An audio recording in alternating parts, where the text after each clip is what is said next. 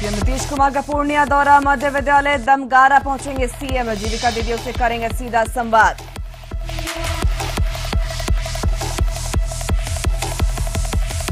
पटना में 1 दिवसीय उन्मुखीकरण कार्यक्रम का उद्घाटन उप मुख्यमंत्री तारकिशोर प्रसाद ने किया। जिला परिषद के अध्यक्ष और मुख्य कार्यपालक पदाधिकारी का उन्मुखीकरण में जिले के डीडीसी के साथ जिला परिषद के अध्यक्ष ने लिया भाग। मुजफ्फरपुर में नाबालिग के साथ हैवानियत, अपहरण कर किया सामूहिक दुष्कर्म, हत्या की भी कोशिश, एक आरोपी गिरफ्तार। सिवान में लोगों के हत्थे चढ़ा चोरी कर रहा शख्स, जमकर हुई पिटाई, ग्राहक बनकर आया था लड़का।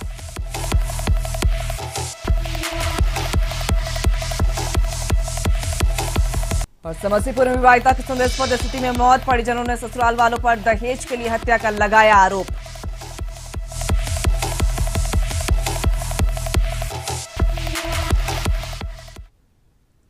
नमस्कार, हमार बिहार में आपका स्वागत है। मैं हूं आपके साथ साहिबा सिंह। खबरों की करेंगे शुरुआत। सबसे पहले बात करेंगे किसान आंदोलन की। अखिल भारतीय किसान महासभा की ओर से तीनों कृषि कानून को रद्द करने और किसानों के आंदोलन के समर्थन में अनिश्चितकालीन किसान धरना पटना के गर्दनी बाग में थोड़ी ही देर में शुरू होगा। तो आपको बता दें कि अखिल भारतीय किसान महासभा का अनिश्चितकालीन धरना थोड़ी ही देर में शुरू होगा। कृषि कानून को रद्द करने और किसानों के आंदोलन के समर्थन में अनिश्चितकालीन किसान धरना पटना के गर्दनी बाग में अब से थोड़ी ही देर में शुरू होगा। तो खबर पटना से, जहां पर बता दें आपको कि अखिल भारतीय किसान महासभा की ओर से तीनों कृषि कानून को रद्द करने और किसानों के आंदोलन के समर्थन में अनिश्चितकालीन किसान धरना और पटना के गर्दनी बाग में किसान धरना अब से थोड़ी ही देर में शुरू होगा।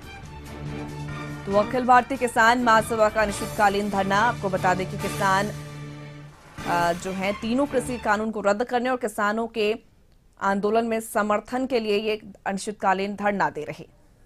तो पटना के गर्दनी बाग में अखिल भारतीय किसान महासभा की ओर से अनिश्चितकालीन धरना दिया जा रहा है। आपको बता दें कि नए कृषि बिल के विरोध में ये किसान आंदोलन है और साथ ही बता दें कि किसान आंदोलन के समर्थन में भी अखिल भारतीय किसान महासभा समर्थन दे रहा है।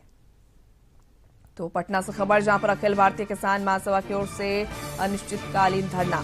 तो हम सीधा रुख करेंगे पटना, जहां पर हमारे साथ संवाददाता गौतम गौंड जुड़ चुके हैं। गौतम, जानना चाहेंगे अखिल भारतीय किसान महासभा की ओर से अनिश्चितकालीन धरना दिया जा रहा है। हम चाहेंगे कि किसानों से बात करें और जाने की क्या कुछ मांगे हैं उनको और क्या कुछ मांगों को लेकर वो धरना दे रहे हैं और कब तक ये धरना जारी रहेगा।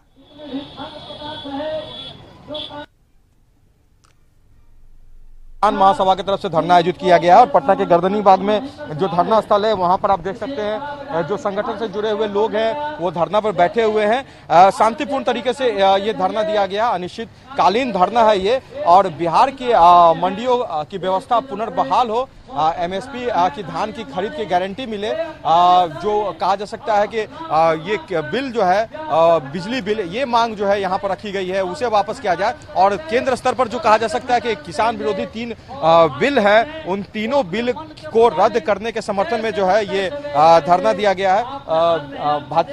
भाकपा माले के तमाम लोग हैं और किसान विरोधी कानून को लेकर जो कहा जा सकता है कि ये प्रदर्शन किया जा रहा है। और तमाम लोग जो बैठे हुए हैं उन लोगों से भी हम जान लेते हैं कि जो ये आंदोलन है, आंदोलन को लेकर लगातार दिल्ली में आंदोलन चल रहा है, बिहार में आंदोलन की थोड़ी सी रूपरेखा कमजोर है, मगर किस तरह से ये इसको आगे बढ़ाएंगे।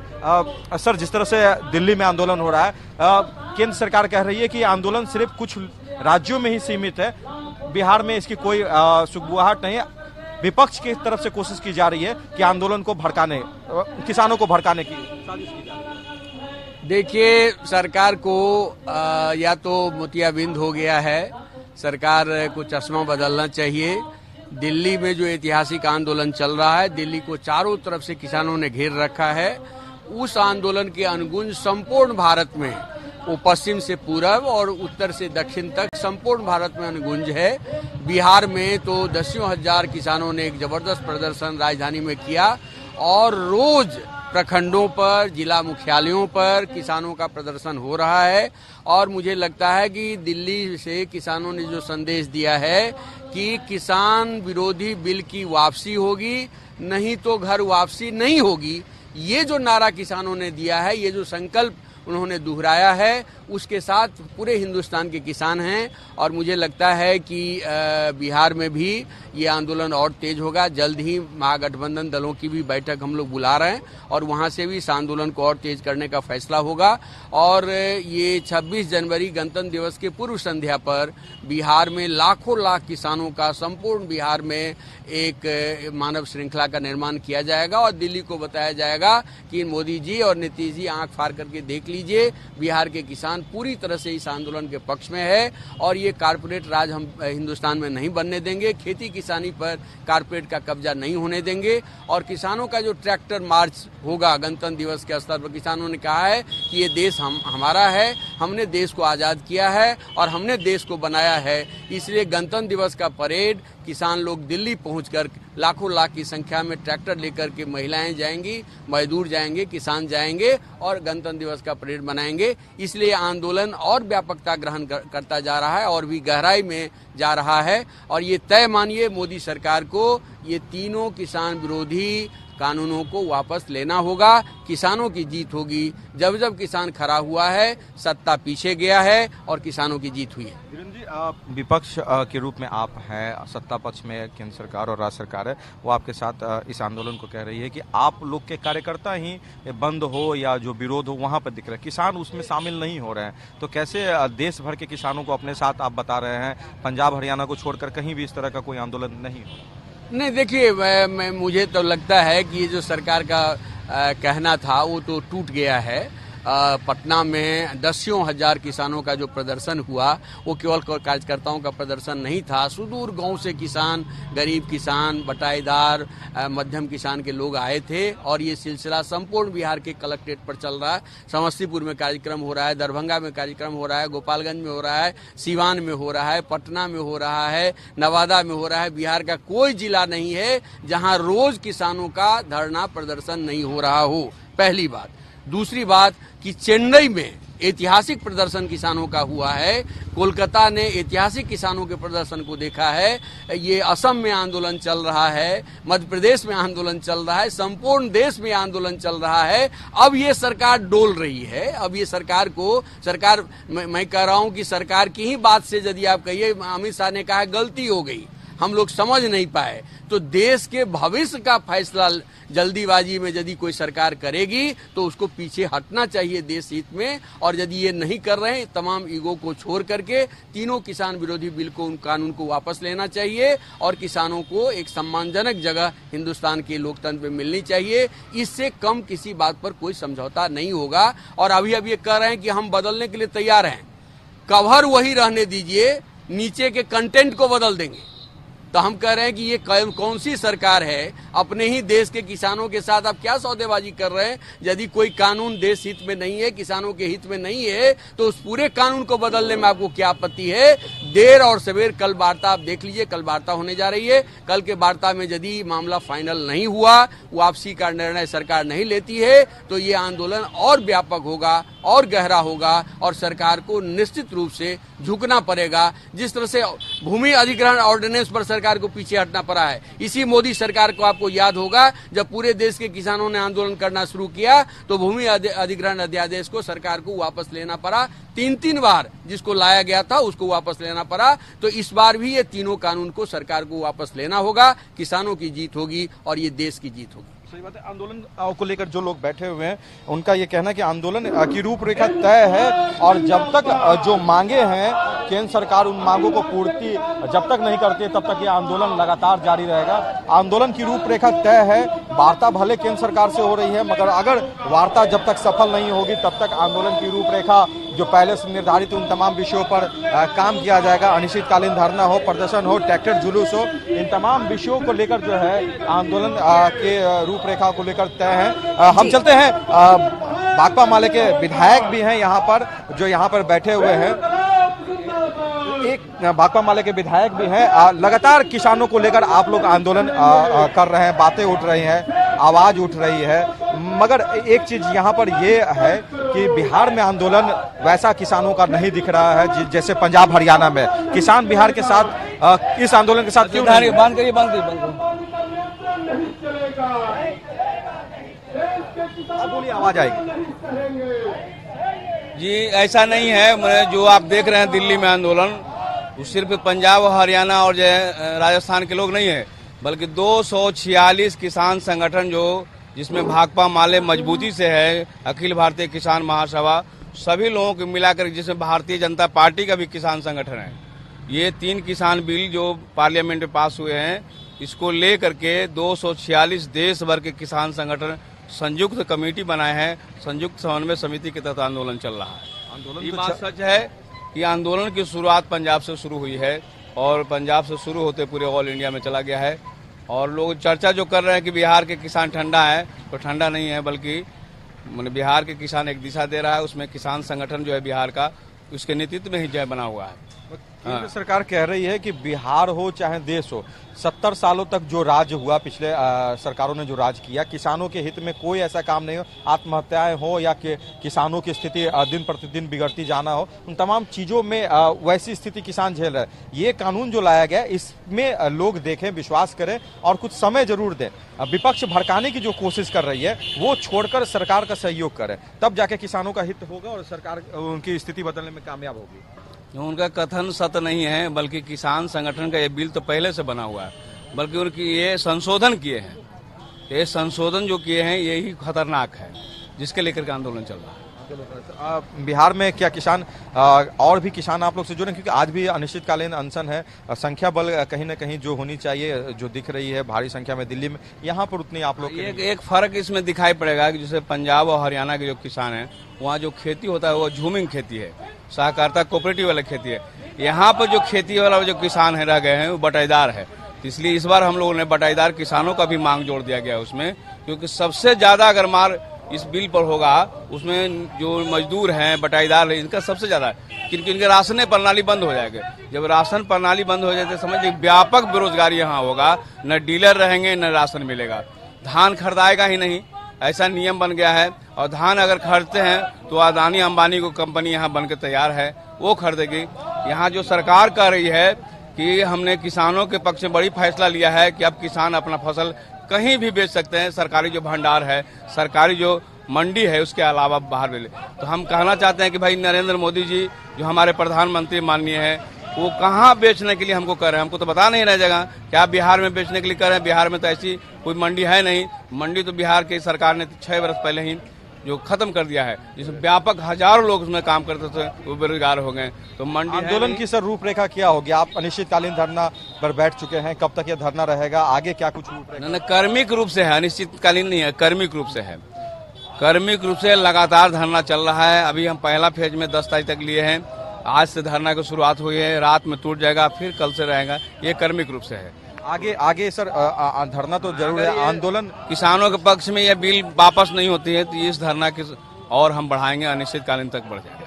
चलिए, लगातार जो आपने बातों को सुना, किसान आंदोलन से जुड़े हुए नेता हैं, भाकपा माले के विधायक भी यहाँ पर थे। उन्होंने कहा कि आंदोलन की रूपरेखा तय है और आंदोलन जब तक जारी रहेगा जब तक कृषि बिल जो तीनों काले कानून हैं, उन तीनों कानून को लेकर जो है केंद्र सरकार वापस नहीं कर लेती, और जब तक ये वापस नहीं होगा हम किसी भी शर्त को मानने को तैयार नहीं है। जी बिल्कुल गौतम, बहुत बहुत शुक्रिया तमाम जानकारी के लिए। तो आपको बता दें कि किसान महासभा का अनिश्चितकालीन धरना और 3 नए कृषि कानून बिल को लेकर ये हंगामा और धरना दे रहे हैं। और साथ ही बता दें कि किसान आंदोलन के समर्थन में किसान महासभा द्वारा अनिश्चितकालीन धरना दिया जा रहा है और पटना के गर्दनी बाग में ये धरना दिया जा रहा है। फिलहाल यहाँ रुकेंगे छोटे से ब्रेक के लिए, खबरों का सिलसिला जारी रहेगा।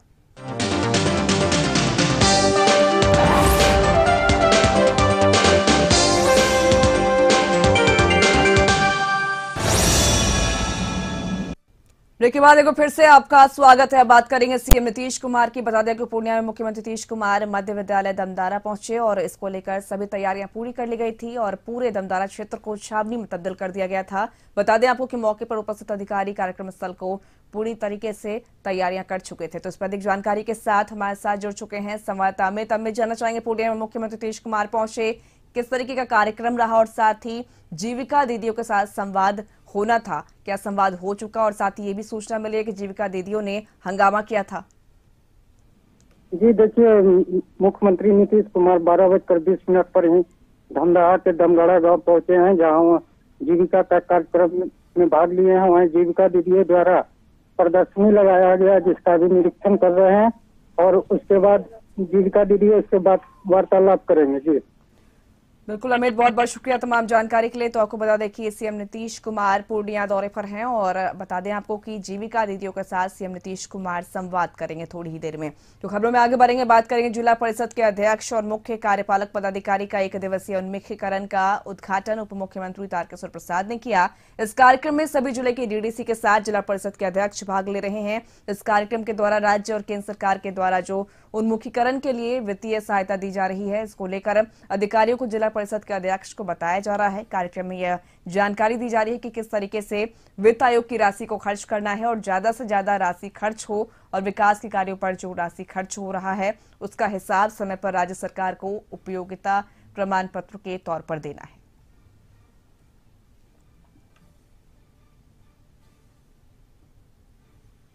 खबरों में आगे बढ़ेंगे। करीब 4300 करोड़ की लागत से कटिहार में बिहार का दूसरा सुपर ग्रिड बनेगा और यह जानकारी ऊर्जा मंत्री विजेंद्र यादव ने दी।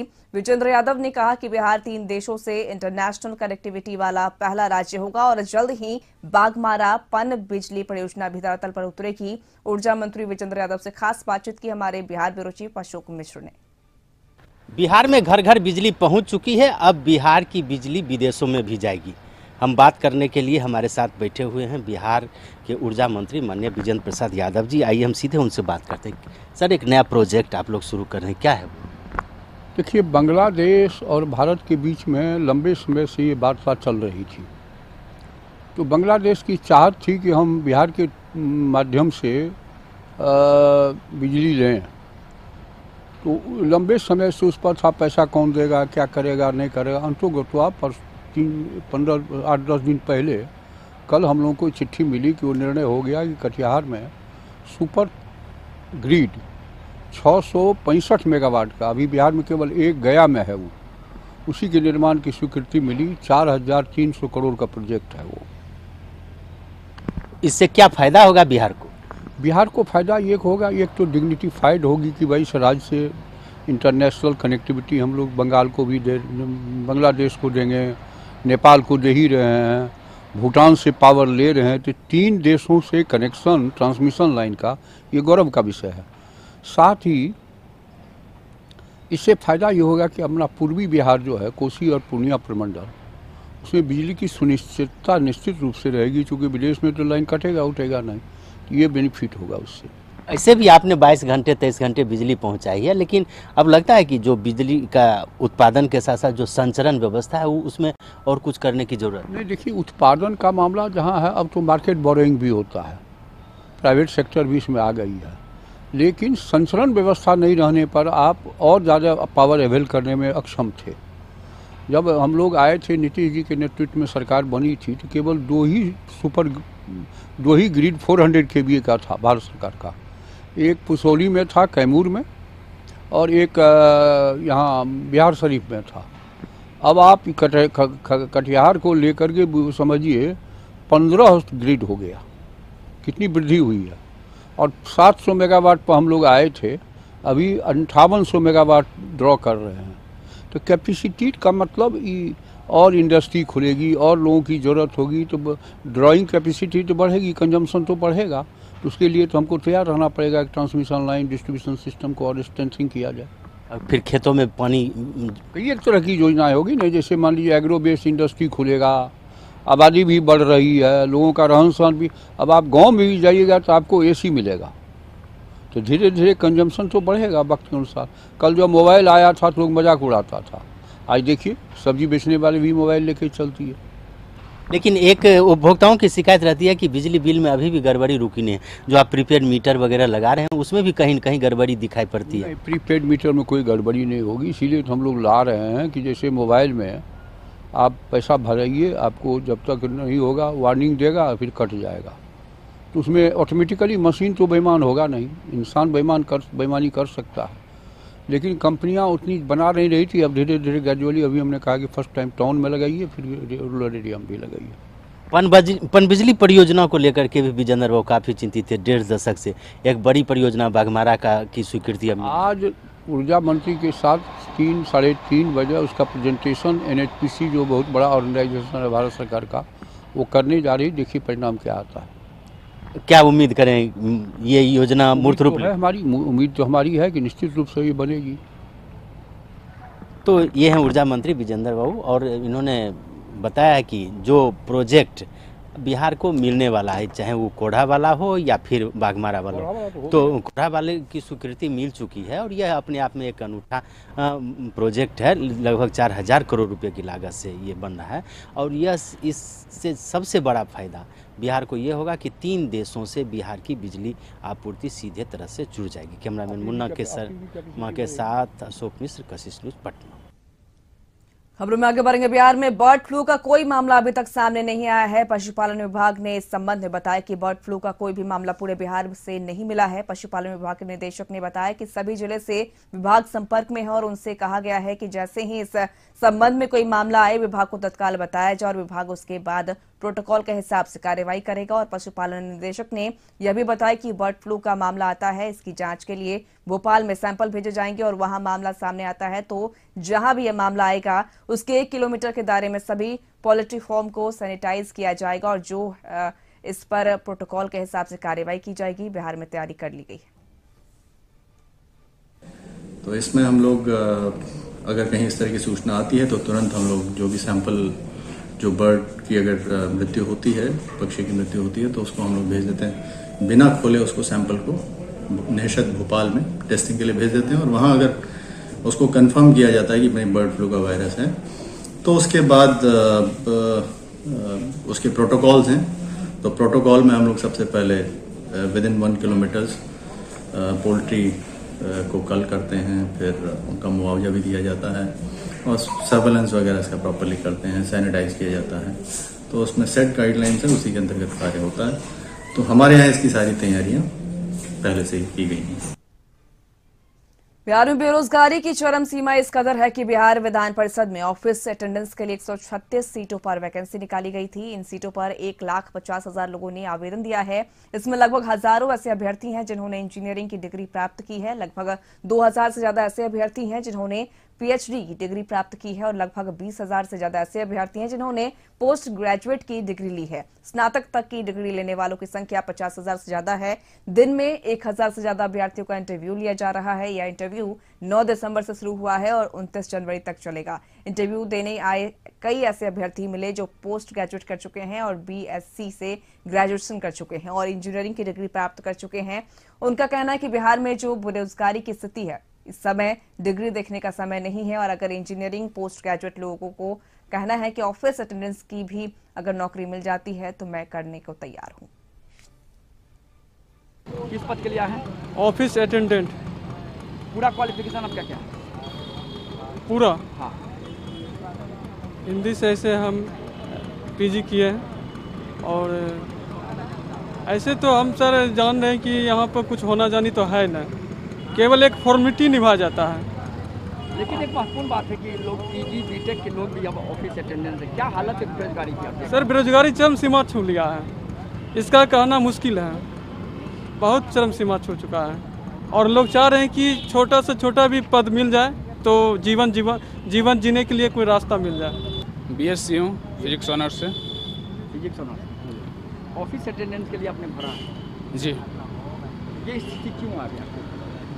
बढ़ते बेरोजगारी के ग्राफ को देखते हुए बिहार के युवा किसी भी छोटे पद पर, चाहे वो झाड़ू मारने से लेकर उच्च पद तक, अपनी जीविकोपार्जन करने के लिए, अपने आप को, अपने परिवार को चलाने के लिए किसी भी पद में जोर शोर से लगते हैं। लेकिन खबर समस्तीपुर के पटोरी थाना अंतर्गत टारा धमन गांव में एक अविवाहिता की संदेहास्पद मौत की घटना सामने आई है। घटनास्थल पर पहुंची पुलिस ने शव को पोस्टमार्टम के लिए सदर अस्पताल भेज दिया और जांच में जुट गई है। वह जांच के दौरान पूछताछ के लिए थाने के एक घर के ही सदस्य को लाया गया है। वहीं लड़की के पिता का कहना है कि दहेज लोभी होने हमारी बेटी की हत्या कर दी है। कुछ दिन पूर्व से ही लड़की से 4 चक्के गाड़ी की मांग की जा रही थी और इससे पूर्व भी हमने गाड़ी खरीद कर इन्हें दिया था, लेकिन यह दूसरी गाड़ी की मांग कर रहे थे। कुछ दिन पूर्व ही हमारी बेटी को जहर देने की भी कोशिश इन लोगों ने की थी। तो बता दें कि लड़की की हत्या, परिजनों का कहना है कि लड़की की हत्या ससुराल वालों ने ही दहेज के लोभ में किया है।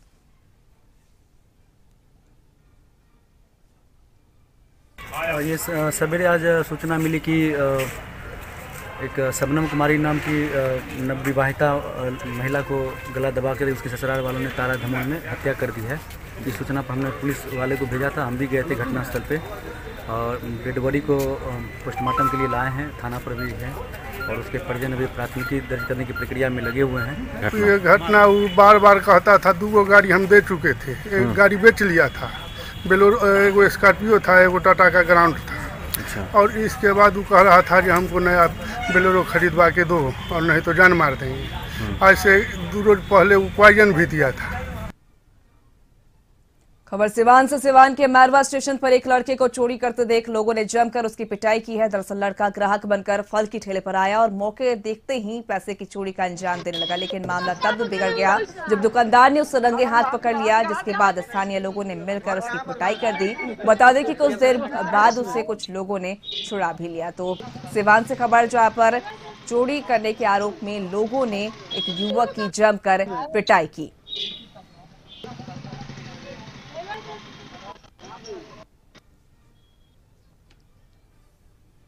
मुख्यमंत्री ग्राम संपर्क योजना के तहत किरकिचिया पंचायत के वार्ड संख्या 9 के कोयली टोला में 1.25 किलोमीटर सड़क बनकर तैयार हो गया है। इस सड़क को बनाने में 64 लाख रुपए खर्च किए गए हैं। बता दें कि सड़क का शिलान्यास बीजेपी विधायक विद्यासागर केसरी ने किया, जिसके बाद उन्होंने जनता को विधानसभा क्षेत्र के सभी कच्ची सड़कों को पक्का करने का आश्वासन दिया है। वहीं उन्होंने ग्रामीणों को केंद्र और राज्य की योजनाओं की भी जानकारी दी है। आपको बता दें कि इस कार्यक्रम को बीजेपी जिला उपाध्यक्ष मनोज झा समेत अन्य लोगों ने भी संबोधित किया।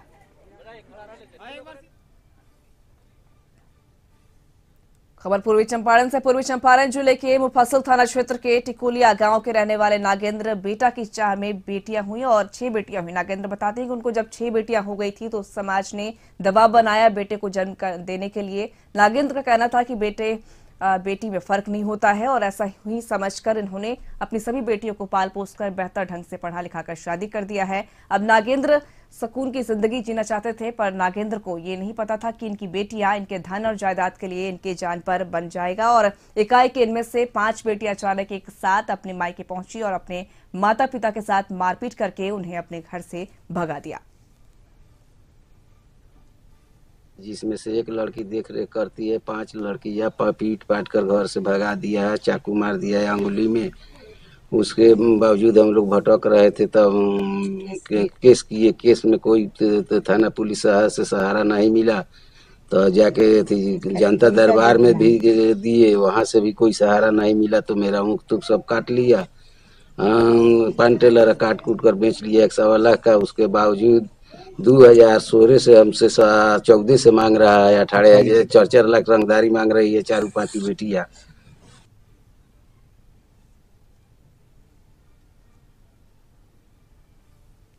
हमारे बिहार में बस इतना। एक छोटे से ब्रेक के बाद हमारे झारखंड हमारी सहयोगी करिश्मा के साथ। मुझे दीजिए इजाजत। नमस्कार।